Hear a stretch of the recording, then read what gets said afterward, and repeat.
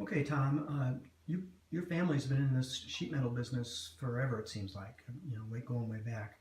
Your dad was in it. Did you decide automatically to get in it because of your father and grandfather, or what went into your decision? Well, actually, I graduated high school and I went to get in the Air Force, and because of some medical problems with my wrist, I wasn't allowed to go in. So I was just working at the gas station. My dad came home one day and said, "You're going to work with me on Monday," and that was August 1st, 1974, Hmm. and just winding down next week. So that's how it happened. Yeah. um, it doesn't sound like it's an easy job. Maybe explain what you've done over the years and maybe what you're doing now to finish out your career. Right now, I'm finishing out my career. I'm pretty much been in the shop about the last 8, 10 years between Giese and Geisler. Yeah, it's hard on your body. There's a lot of hours on the cement. I've had both carpal tunnels done. I've fell off a ladder, broke my leg, and I had a concussion one year. And it's just hard on you.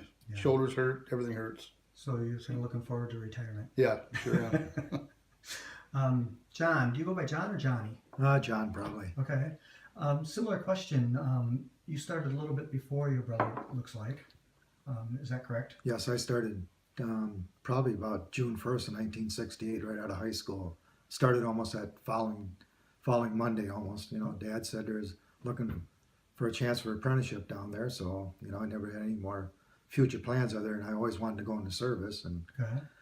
I worked the trades for 2.5 years, and then I went in for 4 years and enjoyed every part of working the trades. It's a great experience, and never once went to work not enjoying it. That's good.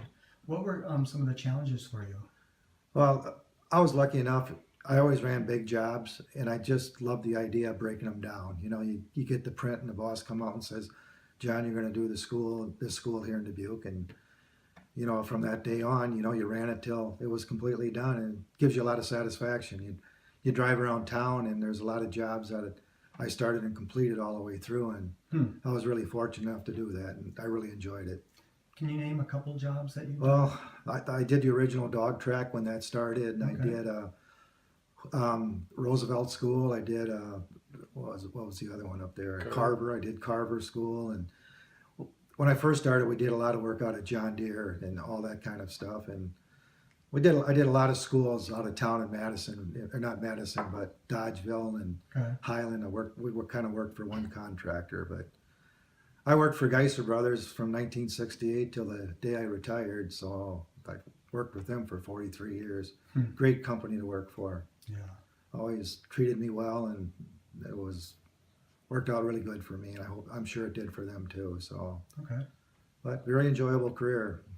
Can't get anybody to do it anymore. Nobody wants to apply. So, Yeah. anybody out there looking for a challenging job, and body might beat you up a little bit when you're all over, but it is a good job. Yeah.